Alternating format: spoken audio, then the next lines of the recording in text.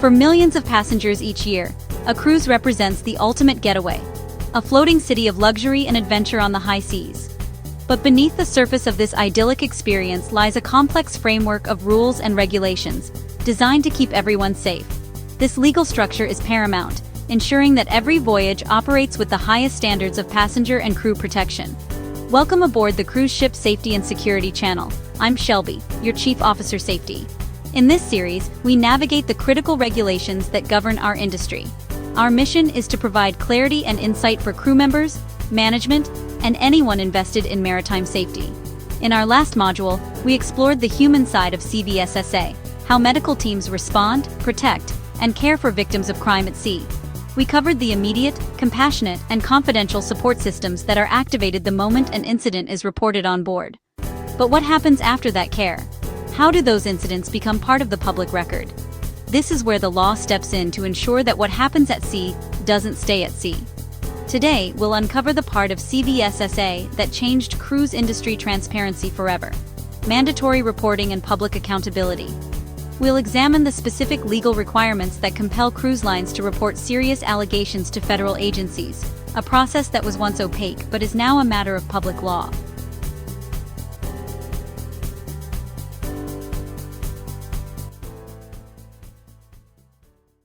For decades, crimes at sea were underreported.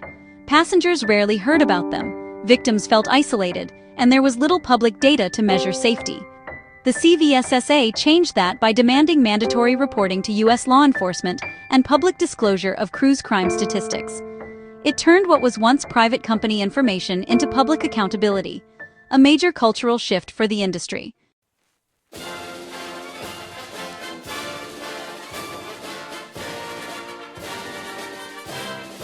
Section 3507G of the CVSSA makes it clear: cruise lines operating to or from U.S. ports must report certain serious crimes directly to the FBI and the U.S. Coast Guard.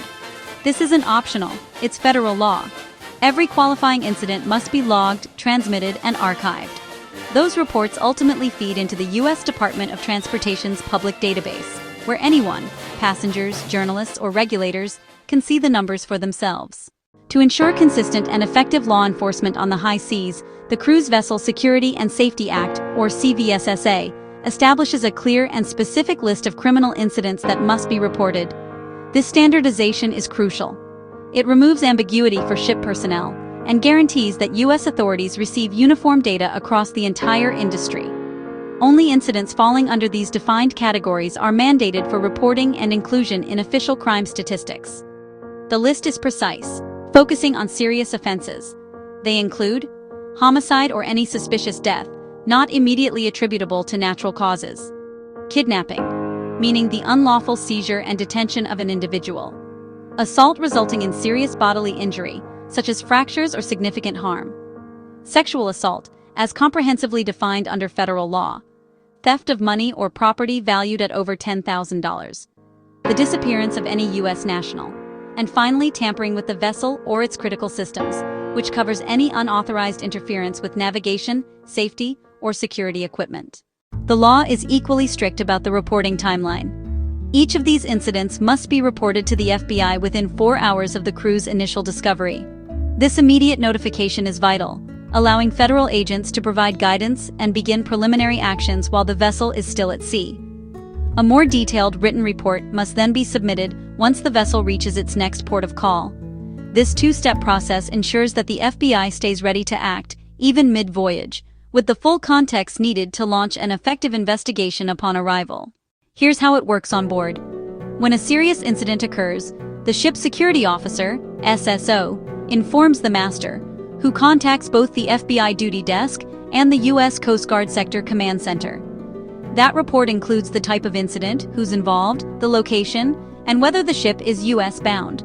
The goal is speed and accuracy, not speculation. The sooner law enforcement knows, the faster they can plan to meet the ship or direct evidence collection. The FBI takes the lead on criminal investigations involving U.S. citizens or crimes on U.S.-connected voyages. The Coast Guard ensures the ship complies with reporting, safety, and evidence handling standards. Together, they form a dual safety net. One handles law enforcement, the other ensures the ship itself remains secure and accountable. To promote transparency, the Department of Transportation, DOT, publishes quarterly statistics in its cruise line incident reports portal. These reports list every alleged crime reported to the FBI that meets CVSSA's definition, broken down by cruise line and category. It's public, searchable, and free to access. Anyone can look up the data and see how many serious crimes were reported. That's transparency in action.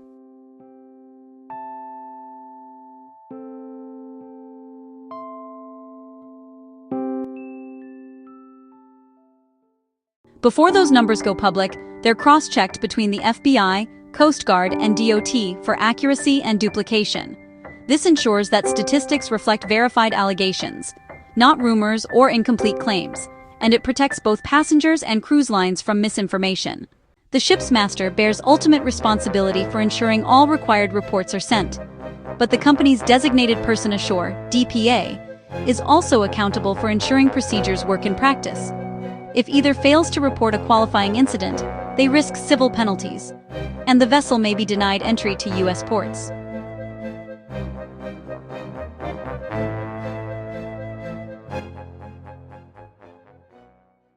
Under CVSSA, every cruise line's official website must include a link to the DOT's crime reporting portal, contact information for law enforcement, and guidance for passengers on how to report a crime at sea. This puts vital information directly in passengers' hands before they even book. Every ship maintains a central security log, recording all reported crimes, suspicious activity, and follow-up actions. That log must be made available to U.S. authorities upon request. It's not just a legal record, it's a real-time tool for identifying trends, like repeat problem areas or times of increased risk. Transparency builds trust.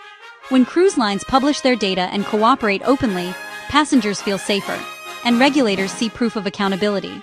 The old days of keep it quiet are over. Now, openness is part of good seamanship. Since CVSSA, many cruise lines have gone beyond the minimum, launching 24-hour reporting hotlines, hiring former police detectives as onboard investigators, and publishing internal safety reports voluntarily. It's not about punishment, it's about progress. Transparency motivates improvement. Let's clear up a few myths. Myth: every crime on a cruise ship is reported publicly. Fact: only the specific offenses listed in the law appear in the DOT database. Myth: cruise lines can choose not to report if they handle it internally. Fact: if it meets CVSSA's criteria, it must be reported. No exceptions. Myth: the statistics are secret. Fact: they're online, free, and regularly updated. Failing to report can bring serious consequences. Civil penalties up to $25,000 per day, criminal fines up to $250,000, and potential denial of port entry. Beyond the legal risk, reputational damage can be even worse. No cruise line wants headlines about secrecy or cover-ups. That's why compliance isn't just legal, it's business survival. The CVSSA's transparency rules have created an industry where safety data is public, accountability is expected, and cooperation is the norm. It's proof that laws can change culture, and that shining a light is often the best deterrent. Let's recap today's lesson. 1. Cruise lines must report serious crimes to the FBI and U.S. Coast Guard. 2. Reports feed into the DOT's public database, creating transparency. 3. Masters and companies share legal responsibility. 4. Every website must link to official safety information. 5. Non-compliance carries financial and criminal penalties. 6. Public reporting builds trust and drives safety culture. Transparency isn't about blame, it's about accountability and improvement. We've covered a lot of ground on maritime safety reporting, from the initial incident to the final analysis. But the journey doesn't end here. The data we collect is the lifeblood of a safer industry, and how we manage it is just as critical as the reporting itself. In our next module, we'll open the logbooks and look at the intricate systems ships use to record, store, and share vital safety data. We'll explore the evolution from traditional paper logs to sophisticated digital reporting systems and the role of voyage data recorders. We'll also discuss the challenges of data integrity and how modern technology helps ensure that the information we rely on is accurate, secure, and accessible when it matters most. If you're finding this series helpful in navigating the complex world of maritime safety, please show your support. Like this video, subscribe to our channel, and ring the bell to get notified about new modules, and keep learning with us. Your engagement helps us reach more people. And if you work at sea, please consider sharing this series with your colleagues. Building a robust safety culture starts with shared understanding. Remember, knowledge is the most valuable cargo we carry, and it's what keeps our crews and our oceans safe. I'm Chief Officer Safety Shelby. Thank you for joining me. Stay vigilant, stay informed, and remember, in our profession, safety isn't just about doing the right thing, it's about having the records to prove you did.